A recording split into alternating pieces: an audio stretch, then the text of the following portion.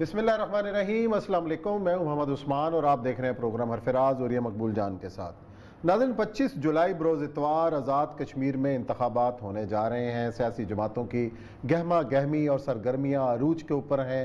साबिक़ हुक्मरान जमात मुस्लिम लीग नून इस उम्मीद पर है कि वो एक बार फिर आज़ाद कश्मीर में हुकूमत बनाने में कामयाब रहेगी, जबकि पाकिस्तान तहरीक इंसाफ पूरी तरह इन है आज़ाद कश्मीर के इंतखाबात के अंदर, और बहुत सारे नए चेहरे भी उसमें शामिल हुए हैं और बहुत सारे ऐसे सूबाई वज़रा जो साबिक़ा हुकूमतों में थे, पीपल्स पार्टी में थे, मुस्लिम लीग नून में थे, मुस्लिम कॉन्फ्रेंस में थे, वो छोड़कर जिनको इलेक्टेबल्स कहा जाता है वो पाकिस्तान तहरीक इंसाफ के प्लेटफॉर्म पर इंतखाबात में हिस्सा ले रहे हैं। 25 जुलाई को कौन कामयाब होगा इसका फ़ैसला आज़ाद कश्मीर के अवाम करेंगे। आज हम जायज़ा लेंगे कि क्या गहमा गहमी है, किस तरीके से इंतखाबी मुहिम चलाई जा रही है और पाकिस्तान की जो सियासी जमातें हैं वो आज़ाद कश्मीर के इंतखाबात में किस तरीके से वो असरअंदाज हो रही हैं। ये है हमारा पहला मौजू। साथ ही जिक्र होगा रूस का, जिसने अमेरिका को पेशकश की है कि वो रियासतों के अंदर जो हमारी सेंट्रल एशिया की रियासतें हैं वहाँ पे रूस के जो अड्डे हैं उनको इस्तेमाल कर सकता है। ये कितनी बड़ी पेशरफ्त है कि सर जंग के दो बड़े अहम मोहरे एक दूसरे के साथ ताउन पर कैसे तैयार हो रहे हैं, और अफगानिस्तान की सूरत हाल के तनाजुर के अंदर तुर्की का क्या किरदार है और तालिबान को तुर्की से क्या शिकायत हैं, और तुर्की के सदर तैयब रजब अर्दगान ने तालिबान के बारे में क्या कहा, इसका जायज़ा लेंगे। लेकिन बढ़ते हैं अपने पहले सेगमेंट की जानिब। और यह साहब, 25 जुलाई बस 2 दिन बाद 3 दिन बाद इलेक्शन है। क्या देख रहे हैं आज़ाद कश्मीर के इंतखाबात के अंदर? होता तो यही आया है कि जिसकी मरकज़ के अंदर हुकूमत है वही जो है वो आज़ाद कश्मीर के अंदर, और क्या इस बार ये मिथ टूट पाएगी, नहीं टूटेगी? टूट भी सकते थे। मतलब सूरत ये है कि वहाँ आप जितने भी जलसे देखे ना, उनमें कोई एक बात भी आज़ाद कश्मीर के हवाले से या कश्मीर के हवाले से पाकिस्तान की सियासत डिस्कस पाकिस्तान के साथ, ये बड़ी तकलीफ। और मकबूजा कश्मीर के अवाम को भी किसी ने याद नहीं किया। आज उसका आर्टिकल है गिलानी, इफ्तिखार गिलानी का। उससे मकबूजा कश्मीर में ये पहले इलेक्शन हैं कि कोई इसके ऊपर तवज्जो तक नहीं दे रहा आज़ाद कश्मीर, यानी पाकिस्तान की सियासी पार्टियों का गंद इतना है कि कोई इनकी तरफ तवज्जो नहीं कर रहा। मकबूजा कश्मीर के अंदर आज इफ्तिखार गिलानी जो सैयद अली गिलानी का दामाद है, आज मेरी दो जगह कश्मीरियों से बात हुई, वो कहते हैं हमने टीवी की खबर सुनना तो छोड़ दी है। यार ये लोग हैं, ये पाक कश्मीर का मुकदमा लड़ेंगे, ये सारी सियासी पार्टियां मिलकर पाकिस्तान की। इतना गंद हो चुका है। अच्छा जी, बड़ा मलिक साहब हैं, नियो न्यूज़ के सीनियर एंकर पर्सन हैं, और उन्होंने कुछ दिन पहले आज़ाद कश्मीर में इलेक्शन कवर भी किए हैं और आवाम से भी मुलाकातें की हैं, सियासी रहनुमाओं से भी मिले हैं, और जो आवाम की नब्ज़ है वो क्या बता रही है कि किस तरीके से वो इस बार अपने वोट का जो है वो हक इस्तेमाल करेंगे और किसके जो है वो हमायत में फ़ैसला करेंगे। जी मलिक साहब, खुश आमदीद शो में। बहुत शुक्रिया। वैसे उस्मान साहब और ये सब बात कर रहे थे, बड़ी अहम बात है ये। कश्मीरियों से हमारी जो मुलाकात हुई, कश्मीरियों ने इस बात का शिकवा किया है कि आज़ाद कश्मीर में आकर पाकिस्तान की सियासी जमातें अपना गंद हो रही हैं। अब देखिए ना, वहाँ पे ना किसी को आज़ाद कश्मीर के मसाइल का कहीं तज़किरा है उनकी तकारीर में, न कहीं मकबूजा कश्मीर की सूरत हाल पे बातचीत है, बल्कि इलेक्शन जो लड़ा जा रहा है हुक्मरान जमात मुस्लिम लीग नवाज को और पीपल्स पार्टी को बुरा भला कह रही है, और अपोजिशन की जमातें हुक्मरान जमात को बुरा भला कह रही हैं। वो जितने जलसे हुए हैं उनके अंदर आपने देखा कि आज़ाद कश्मीर के जो बुनियादी मसाइल हैं वो भी जेर बहस नहीं है। इस लिहाज से आज़ाद कश्मीर के अवाम को ये बड़ा शिकवा है। और आपको याद होगा जब पाकिस्तान से सियासी जमातें वहाँ बन रही थी, उस वक्त भी आज़ाद कश्मीर के अवाम इस बात का शिकवा करते थे कि जो रियासती जमातें हैं इंतखाबात में उनको हिस्सा लेना चाहिए।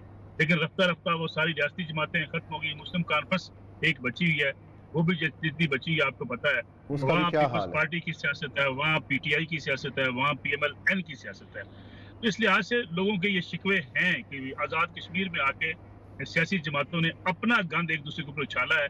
हमारे हकूक की, हमारे मसाइल की बात बहुत कम की गई है।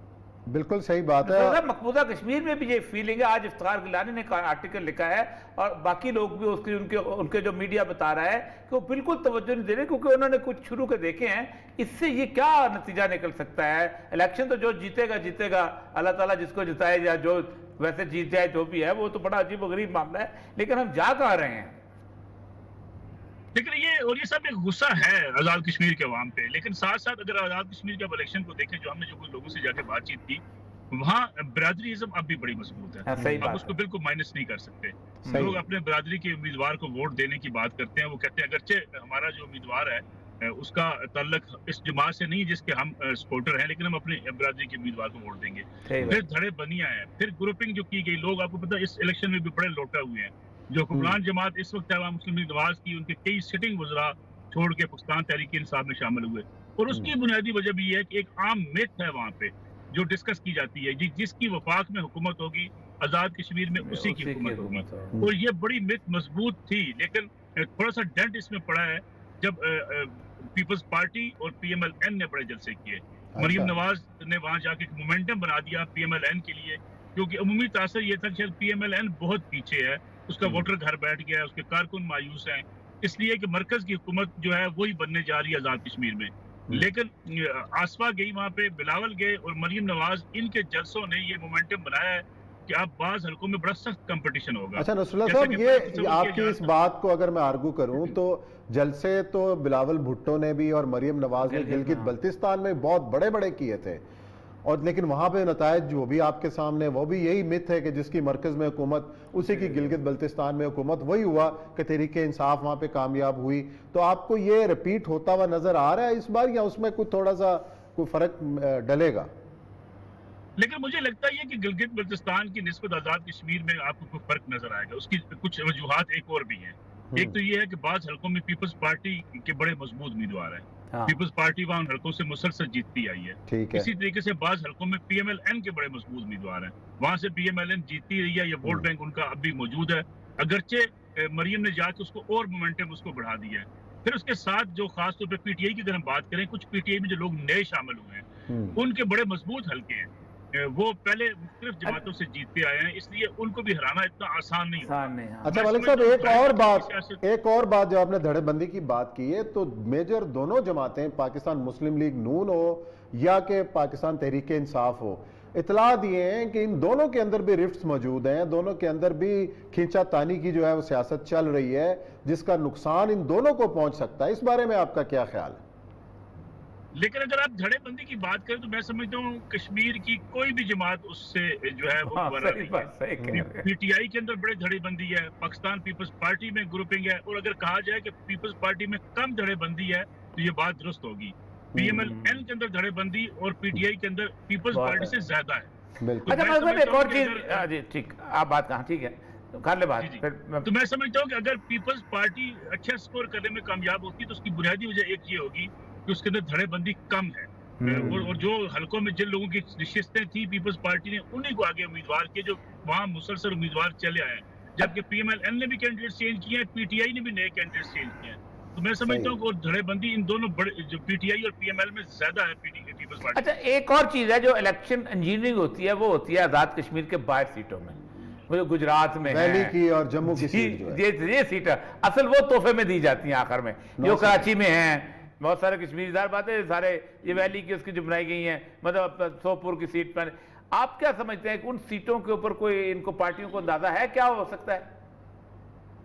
اصل میں جو خدشات پارٹیاں بیان کر رہی ہیں, جو الزامات لگا رہی ہیں, وہ یہی کہہ رہی ہیں کہ اگر مداخلت ہوتی ہے تو ان نشستوں پر ہوگی جو پاکستان میں مہاجرین کی نشستیں ہیں, وہاں زیادہ مداخلت کے امکانات ہیں, کیونکہ آزاد کشمیر کی جو نشستیں ہیں وہاں مداخلت کم ہونے کے امکانات ہیں. وہاں پہلے جو لوگ اپنی پارٹیاں بدل گئے, اسی کو لوگ کہتے ہیں کہ پارٹیاں وفاداری بدلنے سے ایک امپیکٹ ڈل سکتا ہے. لیکن مسئلہ یہ ہوگا کہ ان علاقوں میں بھی میں سمجھتا ہوں پاکستان کے اندر بھی اگر آپ کہیں کہ بڑی اوپنلی کو مداخلت دیکھنے کو آ رہی ہے, تو شاید اب تک کسی جماعت کے پاس کوئی ایسا ثبوت نہیں ہے جس کو بیان کر سکے کہ فلاں جگہ پہ بہت زیادہ اوپنلی مداخلت ہے. الیکشن ڈے پہ کیا ہوتا ہے, لیکن مجھے یہ لگتا ہے کہ آزاد کشمیر کا الیکشن زیادہ پرامن ہوگا پاکستان کے دیگر علاقوں کی نسبت. اچھا ملک صاحب, اگر میں آپ سے یہ سوال پوچھوں کہ آپ ظاہر ہے وہاں پہ گراؤنڈ ریئلٹی دیکھ کے آئے ہیں, لوگوں سے مل کے آئے ہیں, اگر میں سوال پوچھوں کہ آپ کو اصل مقابلہ پاکستان مسلم لیگ نواز پاکستان تحریک انصاف میں لگ رہا ہے, یا پاکستان مسلم لیگ نواز یا پیپلز پارٹی کے درمیان لگ رہا ہے, یا پاکستان تحریک انصاف اور پیپلز پارٹی کے درمیان ہے, کیا ہے؟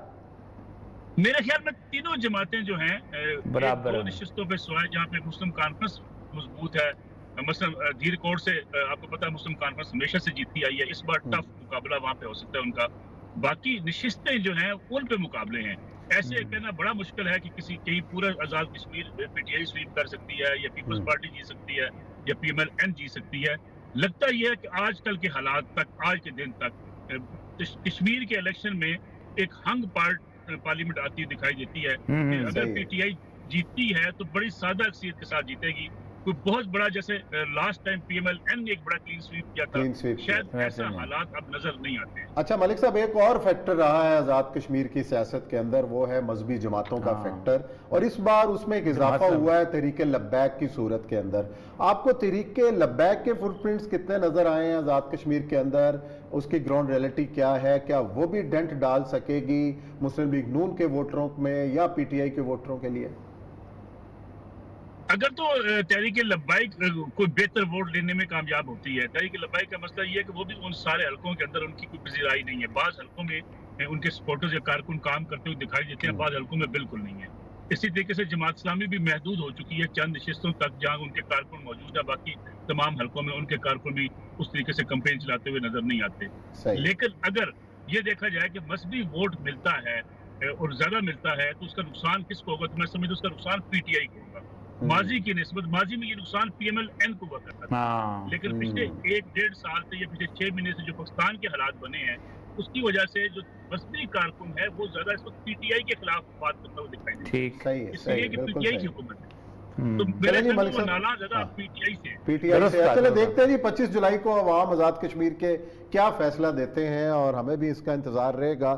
اسی نوٹ کے ساتھ یہاں بریک لیتے ہیں، بریک کے بعد آئیں گے اور پروگرام کا سلسلہ جاری رہے گا.